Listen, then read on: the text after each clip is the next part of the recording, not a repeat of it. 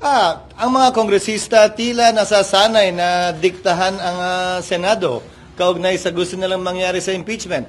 Pues kung trabaho ng ilang mambabatas na maging sunod-sunuran kay Speaker Romualdez na gusto, klaro itong impeachment na ito, hindi namin trabaho yan sa Senado. Hindi ko rin trabaho yan bilang tagapangulo ng Senado. Para sa akin, gagampanan namin ang aming tungkulin ayon sa aming paniniwala na tamang proseso na naaayon sa batas. Nung inupuan nila na mahigit 2 buwan itong impeachment complaint, may narinig ba sila sa amin?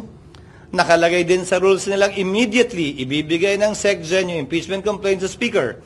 Hindi nila ginawa yon sa loob ng mahigit 2 buwan. May narinig ba silang reklamo sa amin?